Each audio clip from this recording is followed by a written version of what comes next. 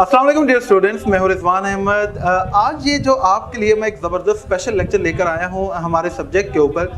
अगर आप इसके ऊपर थोड़ा सा फोकस करके इसको सुन लें अच्छी तरह से और प्रैक्टिस करना शुरू कर दें, तो मैं आपको बताऊं कि जो आप लिखते हुए अपने क्वेश्चन आंसर्स के बीच में या पैराग्राफ लिखते हुए छोटी छोटी मिस्टेक्स करते हैं, या जैसे आपके पेपर के अंदर अगर वर्ब करेक्शन से भी रिलेटेड कोई आएगी तो वो उसमें बहुत सारे रूल्स जो है जो अभी आपको करवाऊंगा वो कवर हो जाएंगे। लिहाजा ये बहुत इंपॉर्टेंट लेक्चर है, स्पेशल लेक्चर इसलिए आपको दे रहे हैं। चलिए शुरू करते हैं। इसका जो टॉपिक है वो है सब्जेक्ट वर्ब एग्रीमेंट का। क्या मतलब है कि देखो बच्चों, हमारे पास जुमले के अंदर जो मोस्टली दो तीन चीजें होती हैं। एक होता है सब्जेक्ट, ठीक है, एक वर्ब होता है और उसमें एक हमारे पास होती है ऑब्जेक्ट। सब्जेक्ट किसी भी जुमले के अंदर क्या होता है? सब्जेक्ट होता है काम करने वाला, ठीक है। वर्ब क्या होता है? काम, एक्शन। ऑब्जेक्ट क्या होता है? जिस पर काम हो। ऐसा ही है ना। अब देखिए, जैसे कि मैं कहूं आई ईट चॉकलेट, मैं चॉकलेट खाता हूं। अब इसमें ये चॉकलेट खाने वाला कौन है? आई। इसका मतलब ये आई क्या है? सब्जेक्ट है। काम क्या हो रहा है? खाने का, तो हम कहेंगे ये हमारा वर्ब है। किस चीज पर काम हो रहा है? क्या चीज खाई जा रही है? चॉकलेट, तो हम कहेंगे ये हमारा ऑब्जेक्ट है। अब ये जो टॉपिक मैं आपको करवाने जा रहा हूं वो ये है कि किस जुमले के अंदर कैसा हमारा सब्जेक्ट हो तो उसके बाद हमारा वर्ब किसके मुताबिक आना चाहिए। अगर सिंगुलर सब्जेक्ट है तो वर्ब कैसे आएगा, अगर प्लूरल है तो आगे वर्ब कैसे आएगा। अगर हम दो चीजों को आपस में इकट्ठा लिख देते हैं, जैसे मैं कहूं आई एंड माय फ्रेंड्स, अब आगे वर्ब कैसा आना चाहिए। अगर मैं माय फ्रेंड्स एंड आई लिख लूं फिर हमारा वर्ब कैसे आना चाहिए। तो ये मुख्तलिफ रूल्स हैं इसके कि किस तरह का हमारा सब्जेक्ट हो तो आगे हमारा वर्ब जो है वो किसके अकॉर्डिंग आना चाहिए। चले जी शुरू करते हैं। अब आपको समझ आ गई होगी कि सब्जेक्ट वर्ब एग्रीमेंट का मतलब क्या होता है। देखो बेटा, इसमें जो रूल नंबर 1 है वो ये है कि जो हमारे पास एक वाहिद जो सिंगुलर सब्जेक्ट होता है टेक्स सिंगुलर वर्ब। बहुत ही आसान तरीका कि देखो, अगर हमारा सब्जेक्ट सिंगुलर है, वाहिद है, तो आगे हमारा वर्ब भी फिर कैसे आएगा? वाहिद आएगा। मैं आपको इसकी एग्जांपल करवाऊं। जैसे कि देखिए, मैं कहूं माय कार नीड्स वॉशिंग। अब मेरी गाड़ी को धोने की जरूरत है। अब देखें, यहां पर कार जो क्या है ये सिंगुलर है, एक है ना, तो आगे हमारा जो वर्ब आया है वो भी इसके मुताबिक आया है सिंगुलर। चूंकि हमने ये प्रेजेंट इंडेफिनेट लिखा है और प्रेजेंट इंडेफिनेट में थर्ड पर्सन सिंगुलर के साथ हम क्या करते हैं? वर्ब के साथ एस या ईएस लगा देते हैं, ठीक है जी। तो अगर पीछे हमारा सब्जेक्ट सिंगुलर आएगा तो आगे हमारा वर्ब भी कैसे आएगा? सिंगुलर आएगा। जैसे देखें, मैं कहूं दे प्ले कार्ड्स, वो कार्ड्स खेलते हैं। अब यहाँ पे देखें, हमारा सब्जेक्ट क्या है? सिंगुलर है, तो आगे हमारा वर्ब भी कैसे आएगा? फिर सॉरी, हमारा ये देखिए, यहाँ पर हमारा जो सब्जेक्ट है प्लूरल है, तो आगे हमारा वर्ब भी कैसे आया? प्लूरल। अगर मैं कहूँ ही, फिर क्या आएगा? Place cards. चूंकि ये हमारा सब्जेक्ट सिंगुलर है, आगे हम प्रेजेंट इंडेफिनेट यूज कर रहे हैं, तो हमने वर्ब के साथ क्या करना है? एस या ईएस लगा देना है। तो अगर सिंगुलर सब्जेक्ट आए तो आगे वर्ब भी फिर हमने कैसा लिखना है? वैसे ही हमने सिंगुलर लिखना है, ठीक है जी। बहुत ही आसान रूल। अब आपको ये इसकी समझ आ गई होगी। चलें जी आगे चलते हैं। इसके बाद हमारे पास जो इसके अंदर जो एक चीज है, ये रूल 1 उसका वो ए पार्ट था। अब इसके बाद मैं आपको इसके अंदर एक एक्सेप्शन बताने लगा हूं, वो ये है कि if two subjects are joined with words like with, along with, together with, as well as, besides, except of, not but, including, excluding, in addition to,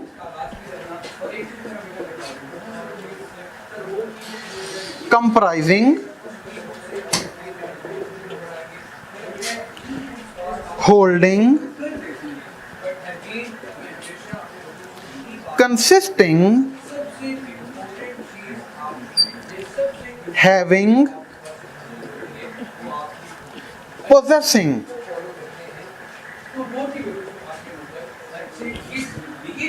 अब देखें ये जितने भी मैंने वर्ड्स लिखे हैं जैसा with, along with, together with, as well as, besides, except of, not but, including, excluding, in addition to, comprising, holding, consisting, having, possessing.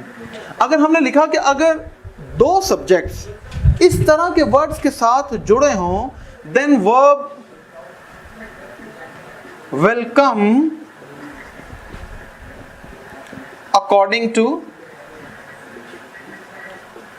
first subject.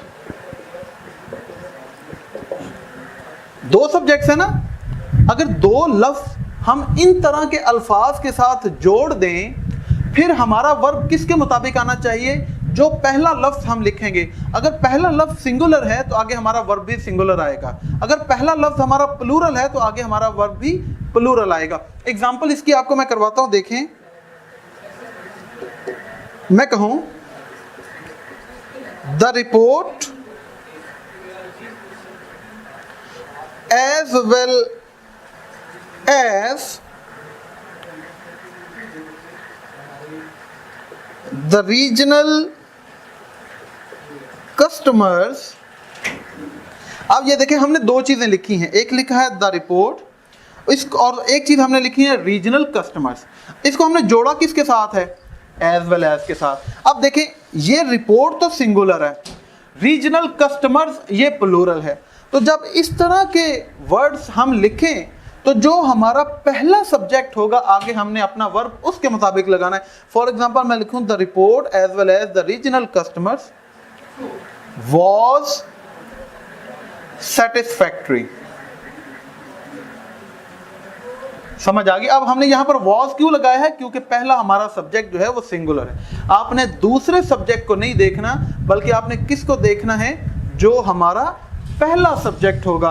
तो आपने जो है वो कोशिश करनी है कि पहला सब्जेक्ट चाहे सिंगुलर हो चाहे प्लूरल हो, आप अपना वर्ब हमेशा इस तरह के वर्ड्स के साथ, जब हम दो सब्जेक्ट्स जोड़ते हैं तो उसमें फिर पहला सब्जेक्ट चाहे सिंगुलर प्लूरल जो भी कुछ आएगा, हमने अपना वर्ब हमेशा उसके मुताबिक ही लगाना होता है। उम्मीद करता हूँ कि आपको समझ आ गई होगी। अब आपने इसके ऊपर जो है वो मेरा बेटा खुद से प्रैक्टिस जो है वो ज़रूर करनी है। अच्छा जी, आगे चलते हैं।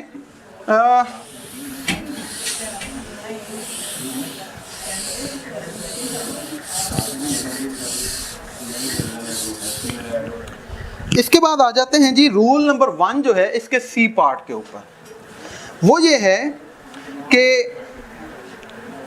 We use verb with the second subject if हमारे पास वर्ड जैसा कि नाइदर। जी डियर स्टूडेंट्स, मैं आपको बता रहा था कि रूल 1 का जो पार्ट सी है इसके अंदर क्या है कि we use verb with the second subject. दो सब्जेक्ट्स हैं, अगर हम दो सब्जेक्ट्स को जोड़ें इस तरह के वर्ड जैसे नाइदर नॉर, आइदर और, नॉट ओनली बट आल्सो, तो इसमें जो हमारा बाद में आने वाला सब्जेक्ट है हमने हमेशा अपना वर्ब जो है उसके अकॉर्डिंगली इस्तेमाल करना है। इसकी एग्जांपल मैं देखें वो प्रीवियस सेंटेंस लिखूंगा ताकि आपको समझ आ जाए। देखें मैं कहूं neither the report nor the customers. अब देखें हमने क्या किया, नाइदर नॉर यूज किया है। एक हमारे पास चीज है रिपोर्ट और एक है कस्टमर्स। अब रिपोर्ट क्या है? सिंगुलर है, ऐसे ही है ना। ये क्या है? ये प्लूरल है। तो हमारा सेकंड सब्जेक्ट क्या है? कस्टमर। तो अब हमने अपना जो वर्ब लगाना है वो अपने सेकंड सब्जेक्ट के मुताबिक लगाना है। तो मैं क्या कहूंगा, neither the report nor the customers were satisfied. अब यहां पे वॉज क्यों नहीं आया जी? क्योंकि ये नाइदर नॉर के साथ जुड़े हुए हैं दो सब्जेक्ट्स। पिछला जो बी पार्ट था उसमें मैंने आपको काफी सारे वर्ड्स लिख कर दिए कि अगर उन वर्ड्स के साथ दो सब्जेक्ट जोड़ दें तो जो पहला हमारा सब्जेक्ट होगा, चाहे वो सिंगुलर है चाहे प्लूरल, हमने अपना वर्ब उसके मुताबिक लगाना है, जो बाद में आएगा उसके मुताबिक नहीं लगाना। इन वर्ड्स में हमने हमेशा अपने बाद वाले सब्जेक्ट के मुताबिक लगाना है। अगर बाद में सिंगुलर आ जाए तो सिंगुलर आएगा, बाद में प्लूरल आ जाए तो। अगर ये इसी तरह होता, देखें, neither the customers nor the report, अगर ये इस तरह होता तो अब देखें बाद में क्या है, रिपोर्ट सिंगुलर आ गया ना, तो फिर यहां पे वर नहीं आना, तो फिर हम क्या करेंगे, वॉज सेटिस्फाइड। कितना इंटरेस्टिंग है।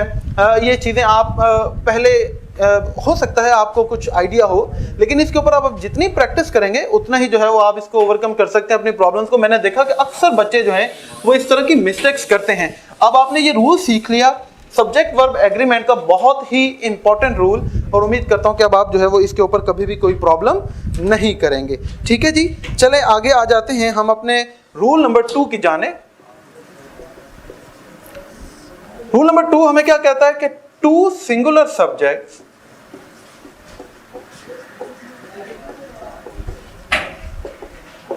joined by and require a plural verb। देखें, चाहे हम दो सब्जेक्ट, चाहे दोनों अलग अलग सिंगुलर हैं, लेकिन अगर उनको हम एंड के साथ जोड़ दें तो उसके बाद जो हमारा वर्ब आना है वो प्लूरल आना है। एग्जांपल देखें, मैं कहूं अहमद एंड अली। अब देखिए, अहमद और अली ये दो चीजें हैं और इनको हमने, ये दोनों अलग अलग सिंगुलर हैं, लेकिन इनको हमने जोड़ा है एंड के साथ, तो आगे हमारा वर्ब कैसे आएगा, Ahmad and Ali are coming, वो आ रहे हैं। यहां पे आर क्यों आया, इस रूल के मुताबिक कि अगर दो सिंगुलर सब्जेक्ट्स उनको हम एंड के साथ जोड़ दें तो फिर हमने क्या करना है कि उसमें हमने हमेशा जो है वो फिर आगे हमारा जो वर्ब आएगा वो हमेशा प्लूरल आएगा। अच्छा जी, ये तो इसका जो है वो पार्ट ए हो गया। रूल 2 का जो पार्ट बी है वो देखते हैं। When two singular nouns are joined by and but both refer to, जी डियर स्टूडेंट्स, मैं आपको बता रहा था कि देखें इसका बी पार्ट है कि जब दो सिंगुलर नाउन उनको हम एंड के साथ जोड़ दें, लेकिन दोनों जो है वो एक ही आइडिया या एक ही पर्सन की तरफ इशारा कर रहे हों, तो फिर उसमें हमारा जो वर्ब है विल बी सिंगुलर। तो फिर हमारा वर्ब जो है वो क्या आएगा, सिंगुलर आएगा। एग्जांपल देखें, जैसे मैं कहूं my neighbour and friend comma Ahmad is coming. अब ये देखें, दो हमने सब्जेक्ट लिखे, एक है नेबर और एक है फ्रेंड, इनको जोड़ा किसके साथ है, एंड, लेकिन ये दोनों बेसिकली किसकी तरफ इशारा कर रहे हैं, एक आदमी जिसका नाम है अहमद। तो फिर चूंकि आदमी एक है, दोनों का एक ही मतलब है, तो आगे फिर हमारा वर्ब भी कैसे आएगा, हमारा वर्ब भी फिर आगे सिंगुलर आएगा। ठीक है, तो आपने मेरा बेटा इस चीज का ख्याल रखना है। इसमें एक और चीज आती है, जैसे देखें मैं यहां पर लिख रहा हूं, एक एक्सप्रेशन हमेशा इस्तेमाल होता है, फिश एंड चिप्स। ये फिश एंड चिप्स अगरचे के देखें दो चीज हैं, लेकिन इनको एंड के साथ हमने जोड़ा हुआ है, लेकिन ये हमेशा इकट्ठे ही लिखे जाते हैं, इकट्ठे ही बोले जाते हैं, इकट्ठे ही समझे जाते हैं। तो मैं कहूं fish and chips is my favourite dish. चूंकि ये दोनों इकट्ठे ही हैं तो इसलिए इनके साथ आगे वर्ब भी जो है वो हमेशा सिंगुलर आएगा। ठीक है जी, मैं उम्मीद करता हूं कि ये दोनों रूल्स आपको बड़े इंटरेस्टिंग लगेंगे। इसके ऊपर जितनी ज़्यादा प्रैक्टिस करें उतना ही आपके लिए बेहतर है। अगर इसमें कोई कंफ्यूजन हो तो आप कमेंट सेक्शन में हमसे पूछ भी सकते हैं, और उम्मीद करता हूं कि ये स्पेशल लेक्चर जो है जिसके अंदर हमने सब्जेक्ट वर्ब एग्रीमेंट के कुछ रूल्स आपको करवाए वो आपने एंजॉय किए होंगे। इंशाल्लाह आने वाले इसी तरह के कुछ स्पेशल लेक्चर्स हम रखेंगे जिसमें हम फर्दर इन रूल्स को आगे जो है वो लेकर चलेंगे। इस वीडियो में अब तक के लिए इतना, इंशाल्लाह फिर आपसे मुलाकात होगी। अपना ख्याल रखें, अल्लाह हाफिज़।